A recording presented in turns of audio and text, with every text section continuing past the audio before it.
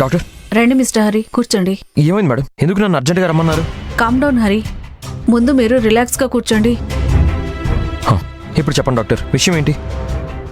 తల్లి బిడ్డ ఇద్దరూ బాగానే ఉన్నారు కదా? ఎంత ఖర్చైనా పర్లేదు, నేను చూసుకుంటాను. కానీ వాళ్ళిద్దరూ బాగుండాలి.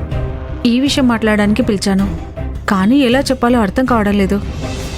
యాక్చువల్గా తప్పు ఎక్కడ జరిగిందో తెలియట్లేదు, కానీ చాలా పెద్ద మిస్టేక్ జరిగిపోయింది.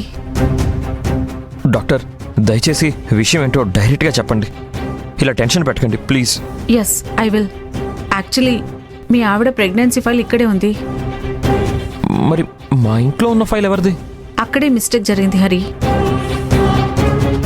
మీ ఇంట్లో ఉన్న ఫైల్ వేరే పేషెంట్ది. ఆవిడ పేరు కూడా లక్ష్మినే.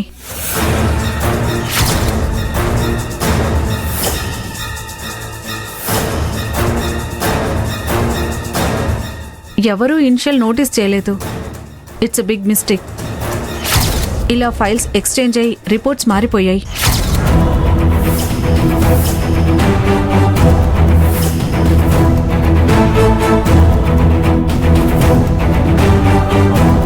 అంటే మారిపోయింది ఫైలే కదా, రిజల్ట్ అయితే కాదు కదా. ఐఎమ్ సో సారీ హరి, మీ ఆవిడ ప్రెగ్నెంట్ కాదు.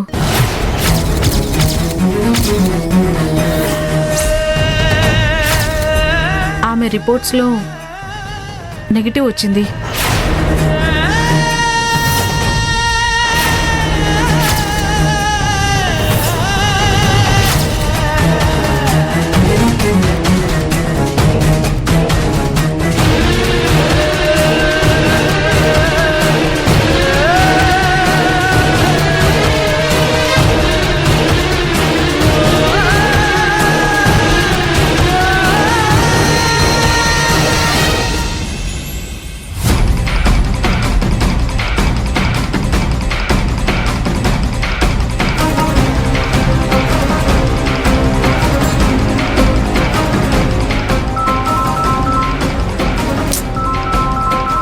పని కోసం వెళ్తున్నప్పుడు అమ్మ అపశకునంలా అడ్డుపడుతుంది.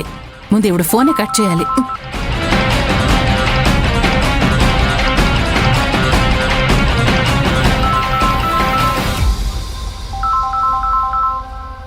అబ్బా ఏంటమ్మా, ఒక్కసారి ఫోన్ కట్ చేశానంటే బిజీగా ఉంటాననే కదా అర్థం. ఎందుకు పదే పదే ఫోన్ చేస్తున్నావు? ఏంటే అంత దేశాన్ని ఉద్ధరించే పని నువ్వేం చేస్తున్నావు? ముందు నేను చెప్పేది విను. విషయం ఏంటో చెప్పు. నువ్విక్కడికి వచ్చే ముందు మంచి చీర ఒకటి తీసుకొనిరా. ఒక 2000 రూపాయలైనా పర్వాలేదు, చూడ్డానికి రిచ్గా ఉండాలి. అసలు ఇప్పుడు ఎందుకమ్మా చీర? అది కూడా 2000 రూపాయలా? అసలు మనం ఎలాంటి పొజిషన్లో ఉన్నామో తెలీదా నీకు? అయ్యో, అన్నీ నాకు తెలుసు త్రిపుర, కానీ బంధువుల ముందు మనం ఎట్టి పరిస్థితుల్లోనూ తక్కువ కాకూడదు. మనమేంటో మన స్టేటస్ ఏంటో వాళ్ళకి తెలియాలి. అంటే లక్ష్మి కోసం చీర కొనమంటావా? అవునే, సుమిత్ర చీర తెచ్చిచ్చింది. మనమేమైనా తక్కువ? అంతకంటే మంచి చీర పెట్టాలి. చీరతో పాటు గాజులు కుంకుమ అన్నీ తీసుకొనిరా.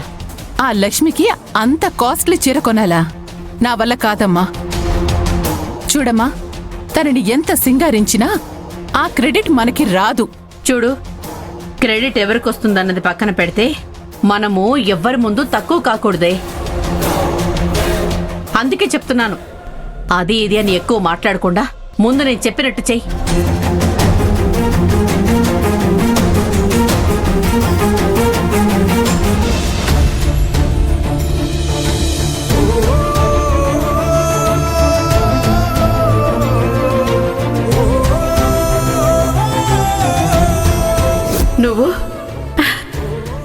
నువ్వింకా నా కంటికి చిన్న పిల్లలాగే కనిపిస్తున్నావురా.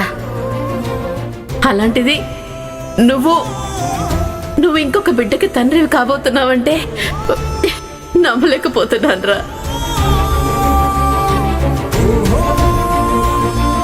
ఇప్పుడు నువ్వే లక్ష్మిని తీసుకొని ఇక్కడికి రావాలి.